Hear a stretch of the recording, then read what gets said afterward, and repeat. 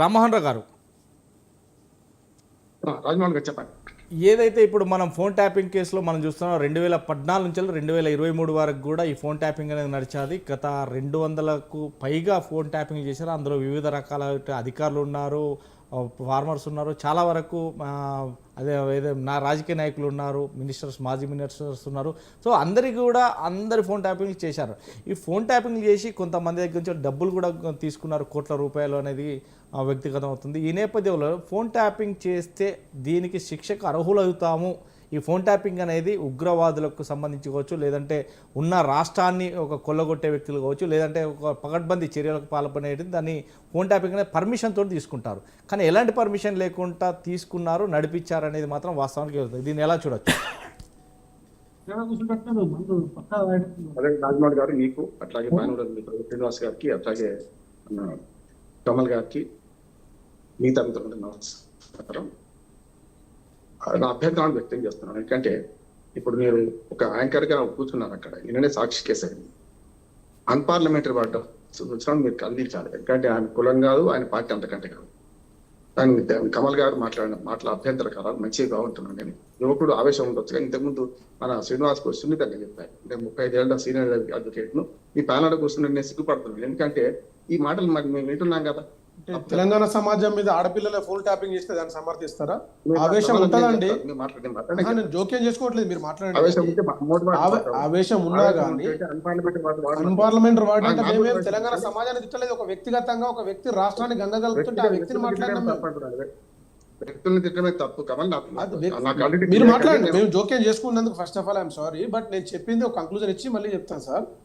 మేము తెలంగాణ రాష్ట్రాన్ని పూర్తిగా నాశనం చేసి వాళ్ళ కుటుంబంలో ఉన్న ఆడబిడ్డల ఫోన్లు, సమాజంలో ఆడపిల్లల ఫోన్లు, ఇలాంటి జడ్జీలు, అడ్వకేట్లు గురించి కమల్ గారు ఏదైతే రామ్మోహన్ గారు ఒక్క విషయం అయితే వినొచ్చు. ఒక్క విషయం, గతంలో ఏ టీవీ ఛానల్కి ఏం జరిగిందో మనకు తెలియదు, కానీ మనం ఎక్కడ ఏ ఆడబిడ్డను తెలంగాణకు సంబంధించిన ఏ ఆడబిడ్డను కించపరచలేదు. అన్పార్లమెంటరీ లాంగ్వేజ్లు మాట్లాడు, తెలంగాణ యాస భాషకు సంబంధించిన విషయాలను మాత్రం చర్చిస్తాను, దానికి సంబంధించిన అన్యాయాల అక్రమాలను మాత్రం చర్చిస్తాను. ఇది కంటిన్యూ చేద్దాం. Okay, right, thank you. మీరు చూస్తూ ఊరుకుంటున్నారు కనుక చెప్తున్నాను. నేను ఉండబట్టి ఉంటా, లేకపోతే లేదు. కానీ సమస్య కాదు. ఆడబిడ్డల ఫోన్ ట్యాప్ చేసిన తిట్టండి, ఆడబిడ్డలను తిట్టలేగా మనము. మళ్ళీ కల్పిస్తున్నాను. నేను సున్నితంగా ఆయన చెప్తాను, నేను కొంచెం కఠినంగా చెప్పాను, అంతే తేడా. కానీ మీరు అటువంటి మాటలు దయచేసి మాట్లాడకండి. మీరు మాట్లాడండి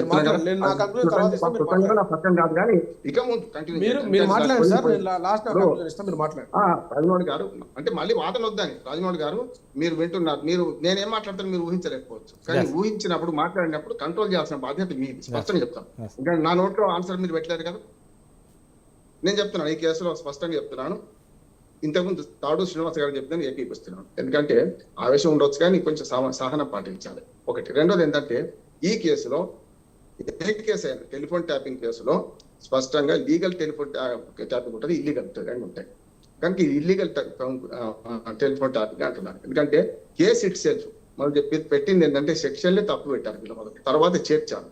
వాళ్ళు సెక్షన్లు ఏం పెట్టారు, ఏది మనకు కాన్స్పిరసీ పెట్టారు 120. మళ్ళీ తర్వాత ఏం చేశారు, అది మన ఆస్తుల ధ్వంసం అన్నారు. ఆస్తుల ధ్వంసం అంటే హార్డ్ డిస్క్లు పాడు చేశారు కదా, హార్డ్ డిస్క్లు వాటి తీసుకుపోయి ధ్వంసం చేశారని 2 పెట్టారు. కానీ ఎప్పుడు చేర్చారు ఈ కేసులో, ఏ టెలిఫోన్ యాక్ట్ను 6 నెలల తర్వాత తెచ్చింది. నేనేమంటున్నానంటే కేసు పెట్టడంలో మొట్టమొదటి లోపాలు అంటున్నాను. టెలిఫోన్ యాక్ట్ చేర్చారు, కరెక్ట్ అంటున్నాను. కనుక ఇప్పుడు ఈ మొత్తం విచారణ చూస్తే ఈ ముగ్గురిని ఇంతకుముందు ఇప్పుడు ఈ ప్రభాకర్ రావు వచ్చినాక ఈ రెడ్ కార్నర్ నోటీసులు, బ్లూ కార్నర్ అన్ని చేసిన తర్వాత ఇవాళ ప్రభాకర్ రావు వచ్చిండు. ఇది 3వసారి వాళ్ళ విచారణ పోయింది కూడా.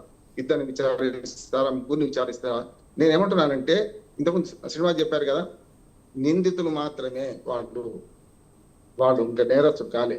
నేరస్తులు అయినాక కూడా కోర్టు వ్యాఖ్య చేసింది.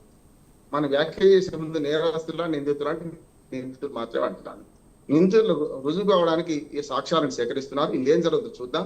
ఇందులో మాత్రం నా అంచనా ఏంటంటే, వీళ్ళు తప్పు చేశారు. తప్పు చేసిన ప్రూవ్ చేయడానికి చాలా సాక్ష్యాలు కావాలి. ఆ సాక్ష్యాల కోసం ప్రయత్నం చేస్తున్నారు. మరి ఆ అర్ధరాత్రి 4 గంటల 4 డిసెంబర్ 2020 ఏం జరిగింది, ఎట్లా చేశారు? వాచ్మెన్ కాడి నుంచి మొదలు పెడితే పోలీస్ కానిస్టేబుల్ దాటి విచారిస్తున్నారు. చాలా విచారణ జరుగుతున్నది. కానీ కొండందవి ఎలకని పడతారా, లేకపోతే దీనిలో నిజంగానే దోషులను శిక్షిస్తారా అనేది వీళ్ళ సాక్ష్యాలను బట్టి వీళ్ళు సమర్పించిన దాన్ని బట్టి ఉంటుందని నేను అనుకుంటున్నాను. ఇంకా కొంచెం ఆఫీసర్లను విచారించేటప్పుడు ఇంకా పెద్ద ఆఫీసర్లను బట్టి బాగుంటుంది. ఇప్పుడు ఏమైందంటే తన కింద పని చేసిన వాళ్ళు ఇప్పుడు సిట్లో ప్రశ్నిస్తున్నారు. ఒక చెప్పాలంటే తనకన్నా జూనియర్లు తన సమాన స్కందులు విచారిస్తున్నారు. ఇట్లా కాకుండా ఇప్పుడు మన పీసీ గోల్స్ కమిషన్ వేశారు, అట్లాగే ఇక్కడికి వచ్చే లోకూర్ కమిషన్ వేశారు, అందుకు నరసింహారెడ్డి గారి కమిషన్ ఉన్నాయి. ఇట్లా చూసుకుంటే ఇట్లాంటి వాళ్ళని వేస్తే బాగుంటుండే. ఇది నా ఉద్దేశం ఏంటంటే ప్రభాకర్ రావు గారు అప్పర్ హ్యాండ్ తీసుకొని వాళ్ళని బెదిరించడమా లేకపోతే వాళ్ళు అడిగిన దానికి చెప్పకపోవడం చేస్తున్నాం. చూస్తున్నాం కదా, మనకు తెలియదు గుర్తులేదు అని మాట్లాడుతున్నాం. కనుక ఇది మూడోసారి పిలిచిన క్రమంలో మాత్రం ప్రభాకర్ రావు గారు దానికి సమాధానం చెప్పాల్సిన అవసరం ఉన్నది. తాను ఆదేశిస్తే చేసిన అని ప్రణీతరావు అంటున్నాం. ఏది హార్డ్ డిస్క్ విధ్వంసం విషయంలో కాదు నాకంటే పై ఆఫీసర్ ఉన్నారు, వాళ్ళు ఆదేశించినారు. ఇట్లా బిగ్ బాస్ ఎవరు లేకపోతే ఎక్కడి నుంచి వచ్చిందో అనేది మనకు సీన్ లో లేరు కనుక వాళ్ళ గురించి మనం మాట్లాడితే లాభం లేదు. వాళ్ళ గురించి తెలుసుకోవాలంటే ఫస్ట్ వీళ్ళందరి సాక్ష్యాలు సేకరించిన తర్వాత దీని మీద ఎవరిని పిలవదలుచుకుంటే ఎవరు అతిథులు కాదు. గతంలో ఇందిరాగాంధీ గారు, పివి నరసింహారావు గారు, నిన్న కాక మన కేసీఆర్, వీళ్ళందరూ పోయింది కదా. వీళ్ళు కూడా అవసరమైతే ఎవరిని పిలుస్తారు అంటున్నారు. పిలవక ముందే మనం అట్రిబ్యూట్ చేసి ఎవరినో అంటే బాగుండదు. ఇవాళ ఒక్కటి మాత్రం నేను చెప్తాను ఏంటంటే ఇక్కడ ఈ మొత్తం విచారణ జరుగుతున్న సందర్భంలో ఇప్పటిదాకా ఆలస్యమైంది, 16 నెలలైంది. ఆయన రప్పించడంలో టైం పట్టింది. రప్పించడానికి మన రాష్ట్ర ప్రభుత్వం సరిపోలేదు. సుప్రీంకోర్టు ముట్టికాయలు వేసి మీరు ఏం చేస్తున్నారు రండి, లేకపోతే లాభం లేదు, నేను మన వారెంట్ ఇస్తామని చెప్పిన తర్వాతనే ప్రభాకర్ రావు ఇండియాకి వచ్చారు. ఇవాళ మూడోసారి విచారణకి వాళ్ళు హాజరయ్యారు. ఇక్కడ ఏమైందంటే ఈ మూడోసారి విచారణలో కూడా ఎవరిని వాళ్ళు అడిగారు కదా, అందరినీ కూర్చుని అడిగినప్పుడు కొన్ని విషయాలు తెలుస్తాయి. నేను చెప్తున్నాను కదా, 35 ఏళ్ళ అడ్వకేట్ ప్రాక్టీస్ క్రిమినల్ ప్రాక్టీస్ చేసిన వాడికి చెప్తున్నాను. అక్కడ ఏమైందంటే వేరుగా కూర్చుని పెట్టినప్పుడు నాకు తెలియదు అనిపించు, కానీ ముందు కూర్చుని పెట్టినప్పుడు వేరే ఉంటుంది. ఎప్పుడైనా కూడా మనకు ఈ సాక్ష్యాలలో ఏముంటది అంటే మనిషి కనపడితే ఫిజికల్ సాక్ష్యం అక్కడ కనపడుతుంటది, కాగితాలు ఉండే అక్కడ మొదలు ఫిజికల్ సాక్ష్యం ఉంటుంది కనుక ఈ ప్రభాకర్ రావు గారు ఏం చెప్తారు, ప్రణీతరావు ఏం చెప్పిండు, ఇద్దరి వాళ్ళ దగ్గర రికార్డు ఉన్నాయి కనుక ఆ రెండింటిని పక్కన పెట్టుకొని విచారిస్తే మాత్రం తప్పనిసరి నిజాలు బయటపడతాయి. దీనిలో వాస్తవం కమల్ గారు చెప్పింది వాస్తవం. ఎందుకంటే సినిమా యాక్టర్లు చేసినారు తన సొంత పార్టీని. ఇప్పుడు ఏమైతే అంటే పాము తన గుడ్లను తానే మింగినట్టు తన సొంత పార్టీ వాళ్ళని పెట్టారు. ఆఖరికి హరీష్ రావు గారి మీద కూడా విచారణ ఈ రకంగా ట్యాపింగ్ చేసిన ఆరోపణ ఉంది. అందుకని ఆ మధ్యన మంత్రివర్గంలో ఏది వాళ్ళని తీసుకోకపోవడానికి కూడా కారణం ఏది మనకు కాళేశ్వరంలో ఏం జరిగిందని ఇంకోటి ప్రైవేట్ సంభాషణలు కూడా విన్నారు. సినిమా యాక్టర్లు, సెలబ్రిటీస్, రకరకాల మనకు ముఖ్యంగా ఈ నేరంలో ఇంకోటి ఏంటంటే రియల్ ఎస్టేట్ వ్యాపారులు, చాలా మంది పెద్ద పారిశ్రామికవేత్తలు అందరినీ వీళ్ళు ఇన్వాల్వ్ చేశారు. కనుక ఈ ఆర్డర్ ఎక్కడి నుంచి వచ్చిందో ప్రభాకర్ రావు చెప్పాలి మనకి. అసలు ఈ ఆర్డర్ ఎక్కడి నుంచి వచ్చింది, ఎవరు ఇచ్చారు, ఆర్డర్ లేకపోతే ఎందుకు చేశారు, ఎవరిని చేశారు అంటే నా ఉద్దేశం ఏంటంటే ఈ టెలిఫోన్ కూడా ఈయన తప్పచెప్పారే మన రాజమౌళి గారు. ఏది ప్రభాకర్ రావు టెలిఫోన్ రికవరీ గారే, మిగతా వాళ్ళందరూ అయినా వాళ్ళ డిలీట్ చేసినా సరే వన్ టైం డిలీట్ చేసింది కనుక మనం సేకరించే అవకాశం ఉంది. ఇప్పుడు ఆర్టిఫిషియల్ ఇంటెలిజెన్స్ వచ్చినాక ఇచ్చిన తర్వాత ఇప్పుడు ఎంత అంటే ఇప్పుడు మన సెల్ ఫోన్ రికవరీలో మన రాష్ట్ర ప్రభుత్వం ఫస్ట్ ఉన్నది. ప్రభుత్వాలు మారుతాయి, ప్రభుత్వాలు శాశ్వతంగా పార్టీలు మారుతాయి, కానీ వాళ్ళ టెలిఫోన్ మన సెల్ ఫోన్ రికవరీలో ఎంత బాగుందంటే మన గవర్నమెంట్ బావిలో పడేసినా దొరికించుకునే పరిస్థితి 99% రికవర్ అవుతున్నాయి ఫోన్లు. అంటే దానికి టెక్నాలజీ కారణం ఏంటంటే స్విచ్ ఆఫ్ చేసి బావిలో పడేసినా సరే సెల్ ఫోన్ దొరికించుకునే అవకాశం ఉంది మనకు. కనుక ఇప్పుడు ప్రభాకర్ రావు సెల్ ఫోన్ కూడా స్వాధీనం చేసుకోవాలి వీళ్ళు. అంటే అది ఒకటి చేస్తే ఏమైందంటే దానిలో ఏం జరిగింది ఒకటే కాదు, 2-3 నెంబర్లు వాడచ్చు వారు. కనుక ఇదంతా ఒకే సామాజిక వర్గానికి చెందింది కూడా ఒకటి ఉన్నది, ఒక ఆరోపణ కూడా ఒకే సామాజిక వర్గానికి చెందిన వాళ్ళకు ఇచ్చారు. వాళ్ళ అధికారాలకు మించి వాళ్ళకి రూములు కేటాయించారు. అంతేందుకు ప్రభాకర్ రావు ఇంట్లోనే సెటప్ తయారు చేసుకున్నాడు, మొత్తం 2 రూములు అవసరమైన అవన్నీ కొనడం కూడా. అవన్నీ ఎక్కడి నుంచి తెప్పించారు, ఇజ్రాయెల్ టెక్నాలజీ వాడుకొని తెప్పించారు. చూసాం కదా మనం.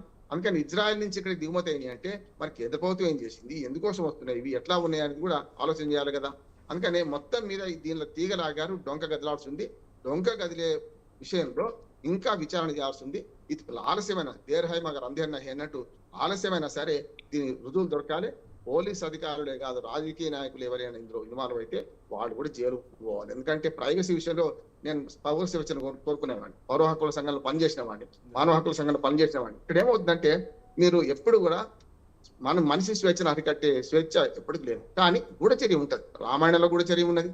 చాకలాయన పోయి చాకలాయన గూఢాచారి పోతేనే కదా సీత గురించి ఆయన మాట్లాడింది, చూసినాం కదా మనం. అందుకని ఆనాటి ఈనాటి నుంచి ఉంటది. ఇవాళ కూడా రేవంత్ రెడ్డి గారు ఒప్పుకున్నారు, ఇవాళ కూడా ఫోన్ ట్యాపింగ్ జరుగుతుంది. ఫోన్ ట్యాపింగ్ సహజమే, కానీ legal phone tapping illegal phone tapping అనే దాని మీద ఉంటది. కనుక వాళ్ళు స్పష్టంగా ఈ విచారణ జరగాలి, దోషులకు శిక్షించాలని మనందరూ కోరుతున్నాం. గోవర్ధన్ బీఆర్ఎస్ నాయకులు కూడా మనతో జాయిన్ అయ్యారు. రాజమౌళి గారు